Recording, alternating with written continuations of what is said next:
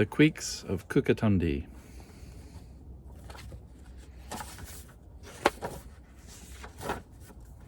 Far off somewhere in the Tumbazaroo Sea, on the jungle island of Kookatumdee, there once lived a flock of strange bird-like things called Kweeks with huge beaks and undersized wings. With no wild beasts living there to endanger the Kweeks, their only problem was eating, just filling their beaks. The Kweeks couldn't fly, so they couldn't go anywhere. Their only food was the tropical fruit growing there. The purple pumpkin-sized fruit called a plopalop that grew up in the towering ploppa treetop. And since the Kweeks were entirely too clumsy to climb, getting something to eat was a matter of time. They often spent hours just waiting around for the fruit to ripen and fall to the ground.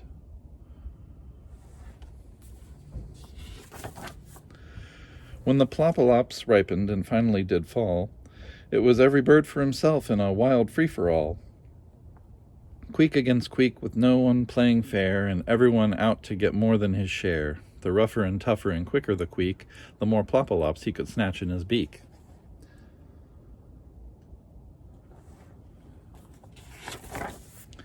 At nighttime, the Kweeks were all huddled together in a cavern for shelter from the foggy, damp weather. As they slept, the Kweeks dreamed the same dream every night, that they had sprouted huge wings and were out for long flight, to a beautiful island with plenty of space and ploppa trees growing all over the place. As they awoke from the dream, they were irked as could be when they remembered they had only one ploppa tree.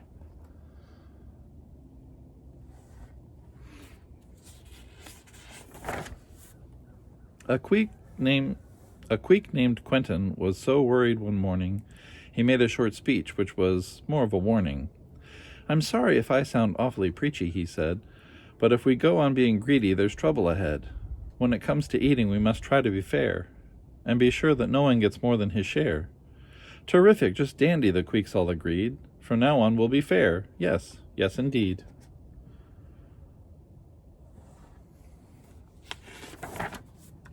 They tried to think of a plan that was just about right, so that each Kweek got a plopalop without having to fight. But some days the plopalops that dropped from the tree might be 100, or just 2 or 3. It was impossible to divide up an uncertain amount, especially since the Kweeks never learned how to count. How many for each remained the big question. Not even Quentin had a suggestion.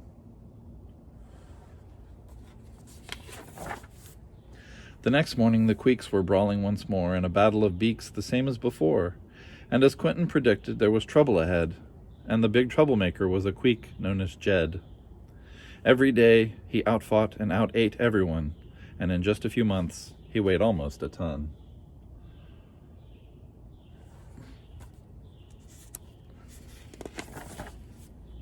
Jed was selfish and greedy, and not only that, the big oversized brute was as quick as a cat. When a plopalop dropped, he was ready to pounce and snap it up in his beak on the very first bounce. Unless a plopalop came bouncing their way, all the rest of the Kweeks went hungry all day.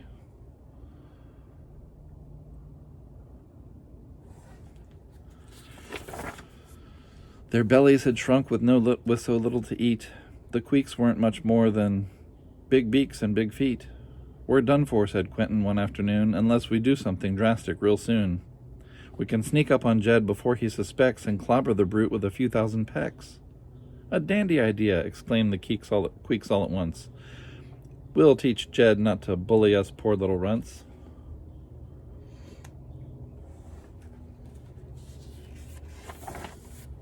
At twilight, when fog drifted in from the sea and Jed was napping under the tall ploppa tree, the whole flock of Kweeks, crouching low to the ground, crept up to Big Jed without making a sound.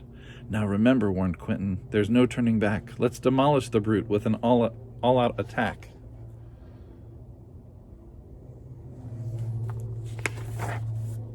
Quentin led the attack, catching Jed by surprise with a ferocious peck between his squinty mean eyes. But one peck was all, alas and alack, his friends were too scared to join in the attack.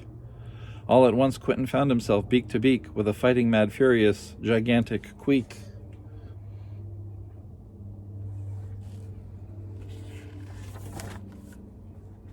"You little creek," squawked Jed, "you little upstart.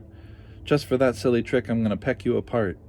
Then before he could snatch the small Kweek in his beak, Quentin was gone. He took off like a streak. The chase was now on, with Jed in hot pursuit, and Quentin zigzagging to escape the big brute. But the island was such a very small place, there wasn't much room for a very long chase.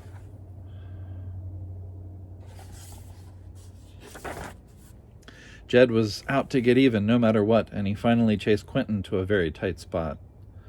At the edge of a bluff, with nowhere to go, unless he jumped into the rough sea below. But if he jumped into the sea, he'd be a goner for sure, and a fierce peck on the head was too much to endure. There was just one thing left for poor Quentin to do.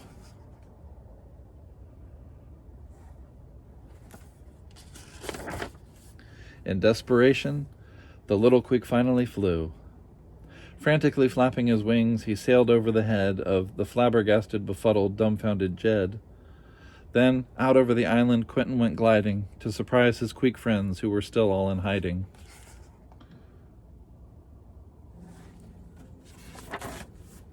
"Come on out," Quentin shouted. "Look up here in the sky. Look at me, I can fly. It's as easy as pie. Now come on, everyone, flap your wings and just try it. We're all light as a feather from our starvation diet." And with squeals of delight, the Kweeks took off together, as easy as pie and as light as a feather. Then, after saying goodbye to Kookatumdee, the Kweeks flew across the Tambazaru's sea. Bye-bye, Jed.